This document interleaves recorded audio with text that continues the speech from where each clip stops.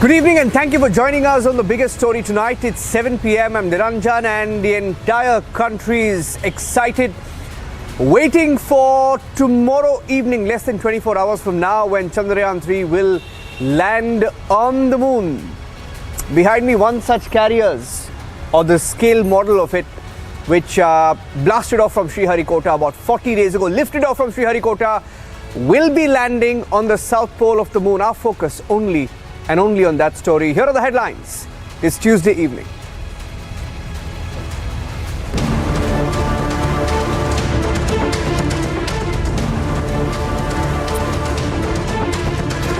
With less than 23 hours left, India waits with bated breath for Vikram lander's soft landing on the lunar surface.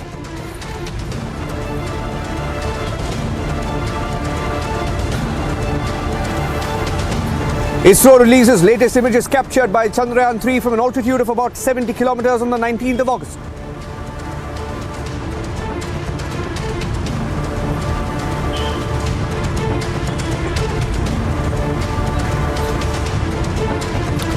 ISRO posts an update, says mission is on schedule, system undergoing regular checks, landing tomorrow for 6 p.m.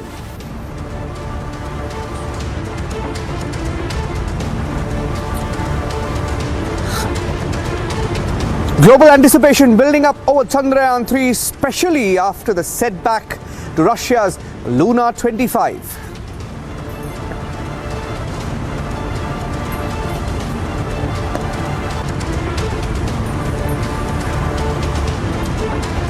And a billion hopes and a billion prayers pouring in for the success of India's moon mission.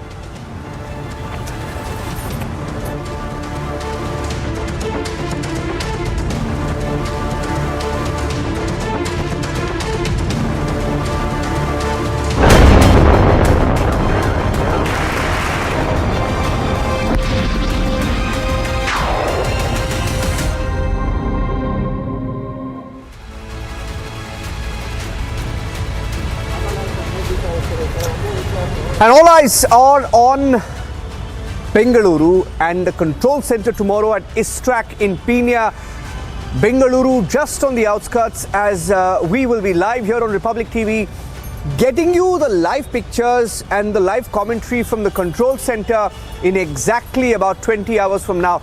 A little after 2 p.m. we will be inside the ISTRAC center and we will be giving you minute by minute updates, counting down to that moment when India will be the fourth country on the moon and the first on the south pole of the moon. All eyes are on the landing and the final stretch, when in that 15 to 20 minutes, Chandrayaan-3 will drop from an altitude of about 38 kilometers, 40 kilometers, and eventually land at a speed of what some experts and scientists estimate will be close to 2 kilometers per second. They will try to reduce that speed as much as possible, but it's that descent, it's that critical descent which will determine how successful India will be. Here's a quick explainer that will tell you all you need to know about how this landing will happen tomorrow.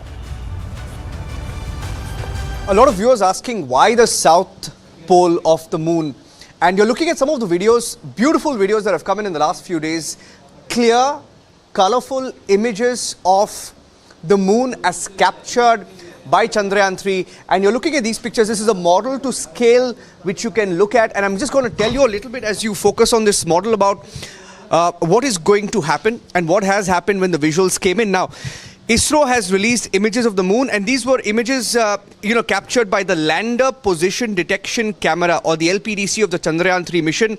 The altitude was about 70 kilometers from the surface of the moon. These are images that are assisting the lander module. This is the lander module. If you look at this, this is a lander module. This is to scale.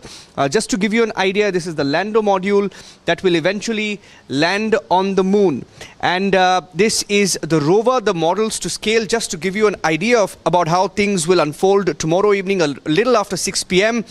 Now, the soft landing will happen on the lunar surface.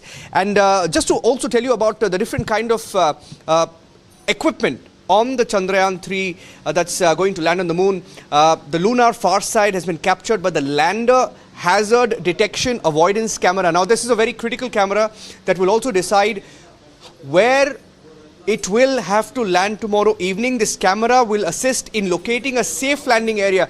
So if you're looking at all of these, if you're looking at this topography, they will basically look at a safe landing area. Now the speed at which landing happens on the south pole of the moon tomorrow is estimated to be at about 1.8 kilometers per second. Suesha, that's a lot of speed, and that is why the kind of equipment that they have, they are hoping will be able to sustain that kind of speed. They will want to reduce that speed as much as possible. And you know, this camera that is sending the images, you know, right now from the propulsion module and the lander modules. Now these cameras are critical, and they will assist in locating a safe landing area. They will assist in locating a safe landing area without boulders or deep trenches. So if you look at the kind of images, of course, we all know that there are craters on the moon, there are deep trenches on the moon, and they will be looking to look at an area without boulders during the descent. And this is a camera that has been developed by the Ahmedabad-based Space Application Center. And to achieve the mission objectives, several advanced technologies are present in the lander that you see here. This is the lander module, and that is why it is so critical. That is what these cameras are doing essentially. You know, Suesha, when those videos come in, those videos are basically telling you and giving an indicator to the control room, the topography of the moon, and based on those videos and the images that are coming in, they will decide where to land tomorrow. And I think that is why it becomes so critical. And they're talking about the 15-20 minutes of terror. We'll talk about that in detail much later. But also to mention, Niranjan, that as Mr. Somnath has said, that all the errors that were made in Chandrayaan-2, they've learned from that. They've tried to eliminate that. So even in a situation that the speed is higher than what they want it to be, let's say it goes to 3 kilometers per second, in that case also the lander module will not topple. It will make a vertical descent, and it will not, you know, meet the same fate in any case, because they've covered on every aspect in that sense to be able to ensure that not only is the lander stronger, it is robust, it has stronger legs, there is a higher fuel capacity, there is increased solar energy and solar cells that have been installed, but also the very fact that it is a larger landing site. So as opposed to what it was previously of 500 meters by 500 meters, now it is 4 by 2.5 kilometers. So it's a larger landing site, and the lander sending very precise images for ISRO to be able to decide and close in on that landing site. Yeah. Just one last point that I want to make as we focus on this model to scale. Many people are asking, what is the lunar south pole? Why the lunar south pole? What is so special about the terrain and the geology there? Now, the terrain and geology at the moon's south pole are distinct from other regions. Why? They are permanently shadowed craters that provide extremely cold conditions that allow water ice to accumulate and persist, which means it is the best place to explore to see if there was water ever there. Now, the unique geography of the South Pole also creates regions of perpetual sunlight, which can be harnessed for solar power, so it makes it all the more scientific in the study that will be conducted. The terrain also varies from rugged landscapes to relatively flat plains where we will aim to land tomorrow. And that will, of course, offer a diverse range of scientific opportunities. So that's a little bit about why we are trying to land on the South Pole.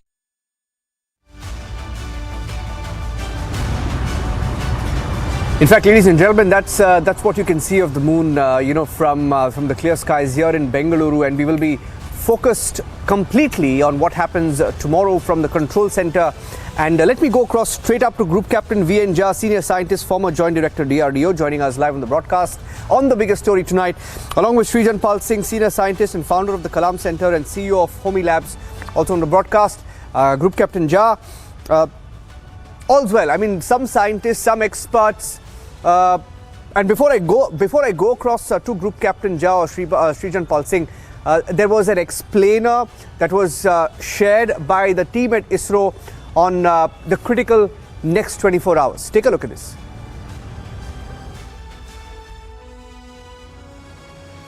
Chandrayaan-3 spacecraft is being sent to the moon with the objective of making yet another focused attempt to slowly land on the lunar surface and to explore it with the help of a rover. Following the spacecraft launched by India's most capable rocket, LVM-3, the Chandrayaan-3 lander carrying a rover within it will be carried into an orbit around the moon by the propulsion module. A little later, the lander will separate from that module and will attempt to make a soft landing in the south polar region of the moon. This region is of intense interest as it has many permanently shadowed craters which could contain water ice and precious minerals. Chandrayaan-3 lander has 4 scientific instruments or payloads, of which one will study the moonquakes, while the other one studies as to how the surface of the moon allows heat to flow through it. The third one will study the plasma environment near the moon's surface. And the fourth instrument will enable scientists to measure the distance between the Earth and Moon very accurately. The 2 instruments on the rover help us study the composition of the Moon's surface using X-rays and laser respectively, while the lander and rover will be in direct contact with each other. The propulsion module circling the moon will observe the light coming from Earth, the only planet which we know which is definitely teeming with life. This observation will help in understanding the nature of distant planets circling stars other than the Sun.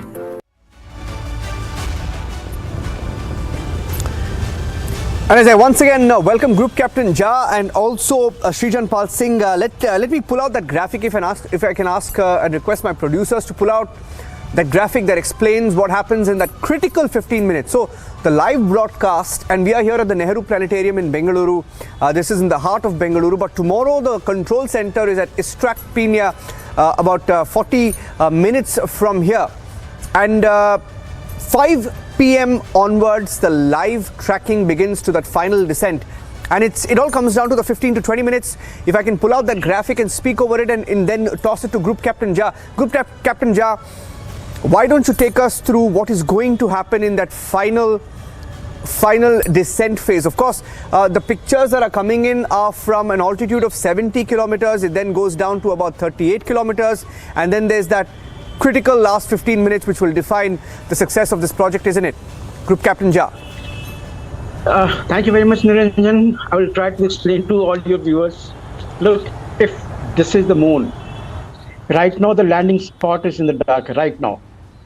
By tomorrow evening, it will be slowly coming into the light and the sunrise will happen at this place. That is the pre-designated landing spot. That we know it is 69.4 degrees south and 32 degrees east. That is the designated one. But in the last 2.5 days, every passes that the lander has made over the South Pole, it has taken a high resolution camera, a snap of that area. ISRO has been working onto it, must be working onto it to generate a 3D sort of image, much more than that high resolution, and will work out the final landing spot. Look, the lander has got just 2 meters of the span. The 2 legs are 2 meters apart. And for that, right now, there's a pre-designated area of about 10 square kilometers. That is 4 kilometers length and the 2.4 kilometer width that has got. So out of that entire area, it will pick up the most smooth looking area where then ISRO will try to make the trajectory, the final landing trajectory. If this is the moon's surface where it is going to land, from the perihelion, the lowest, the closest spot to the moon, the orbit right now will be there at that time. From the perihelion of 25 kilometers, they will draw the trajectory. Right now, the Chandrayaan is at a velocity of nearly 1.64 kilometers per second. That is about 5,900 kilometers per hour. It has to be reduced.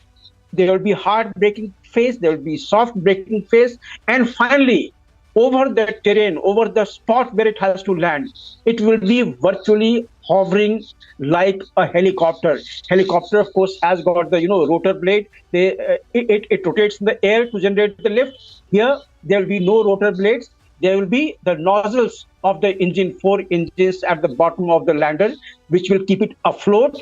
And then the camera, the radio altimeter, the laser altimeter, all these will give the precise matching input to the lander for its computer to make a decision whether the spot underneath is exactly flat. It will go and softly land. In case if it is not flat, then it will maneuver itself around just to find that 2 meters of the absolute flat place closest by, and then it will come down there softly, very gently. You can call it less than 2 kilometers per second, but as we know, when we bring down the helicopter down, we come very softly, very gently, and then make a touchdown. So all those things are on the schedule, and everyone must be waiting with the bated breath, as you mentioned. Look, ISRO has done everything possible that are possible at that time of landing. It is now only 1.4 billion of the Indians and the world over who will be, wishing all the best to the ISRO scientists for their effort that they have put in the last about 5 years onto this project. Yeah. So I'm getting in some breaking news. In fact, Group Captain Jha, before I go across, there is so much of excitement on the ground, and I can tell you, the Prime Minister is in Johannesburg, he's in South Africa to attend the BRICS Summit 2023, and we are getting in some breaking news now that the Prime Minister, there are arrangements made for the Prime Minister. That's the breaking news update that I have, that there are arrangements made for the Prime Minister to watch the Chandrayaan-3 landing from South Africa. So he's going to be monitoring the landing from South Africa. So that's a breaking news update that I'm getting in right now from Johannesburg, from the Prime Minister's office, that he will be monitoring the landing from Johannesburg. He's there to attend the BRICS Summit. He has engagements tomorrow, but that focus, I think, from the critical 5 p.m. onwards India time until 6:37 p.m. that 2-hour critical period, the Prime Minister will be monitoring the landing. And while I get you that breaking news update, Srijan, before I come to you, a lot of excitement, and here at Republic Media Network, we are with ISRO, we are with our scientists, and take a look at this, Sucharita picking up the pulse of the people as she spoke to them today in the Republic Media Network studios.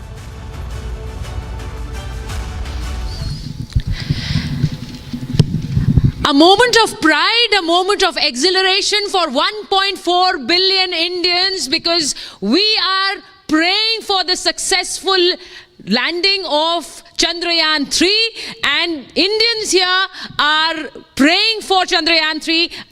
मुझे लगता है कि शुरुआत में हम सबको एक ऐसी भावना के साथ शुरुआत करनी चाहिए जो बता दे पूरे देश को ही नहीं, पूरी दुनिया को, कि हिंदुस्तान अपने वैज्ञानिकों के साथ खड़ा है. तो मुझे लगता है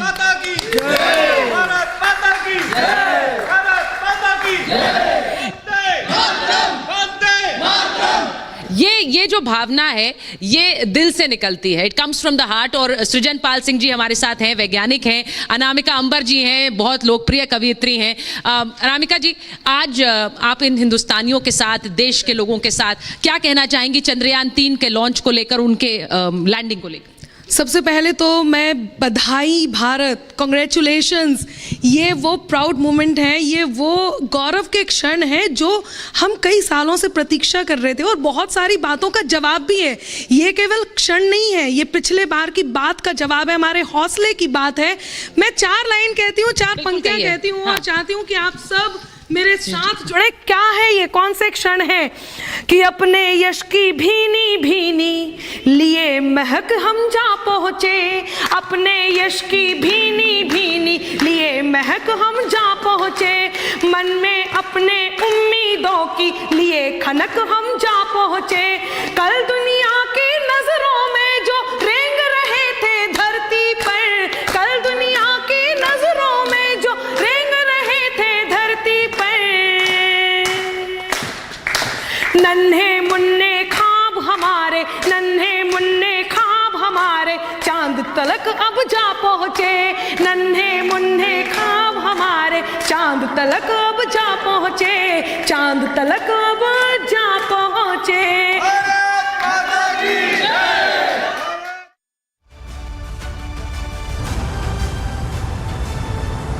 And Srijan, you just sense that that euphoria, the excitement. Just when I was standing here live a few seconds back, I could hear the tune "Made in India." And when I look at the videos that ISRO is releasing, even when in the videos when you see the rovers wheels leaving an insignia of ISRO on the surface of the moon as it rolls on, even in the videos you can see the ISRO's logo imprinted on the moon. I mean, these are just such proud moments for all of us as we look forward to that landing. Srijan, if you can sum it up for our viewers.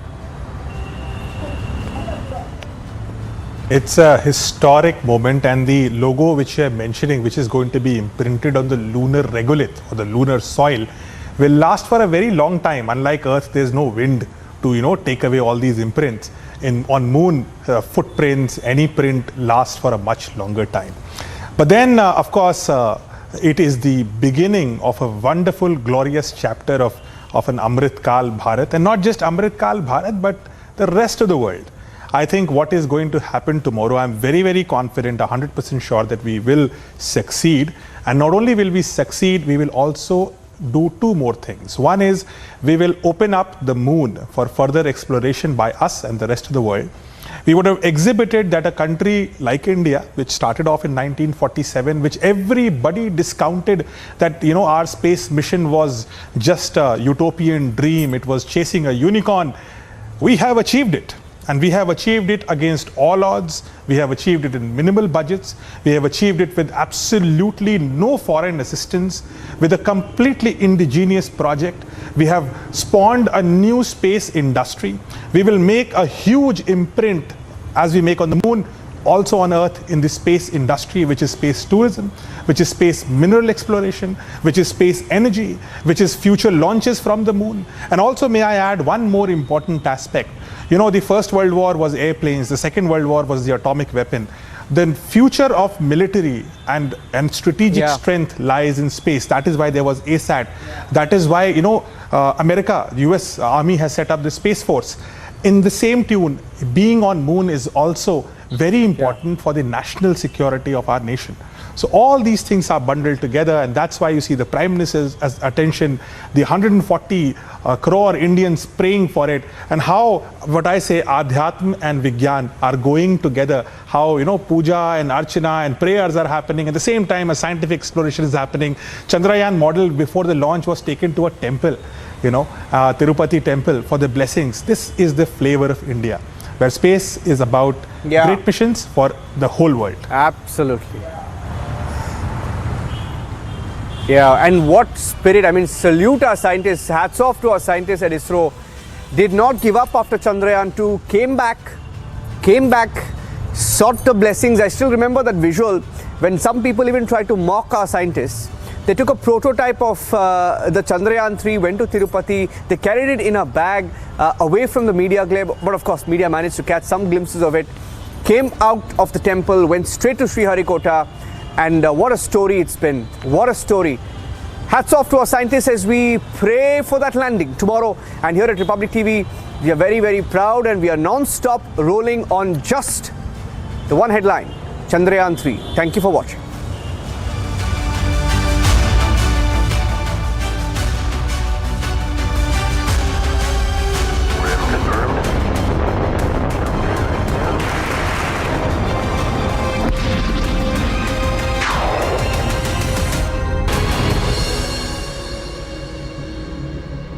Shifting focus to the latest in the Cauvery water issue between Tamil Nadu and Karnataka, as the states are on the verge of fighting yet another legal battle over the sharing of the waters of the river Cauvery.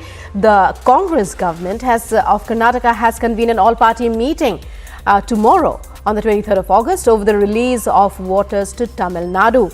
A detailed report. Take a look.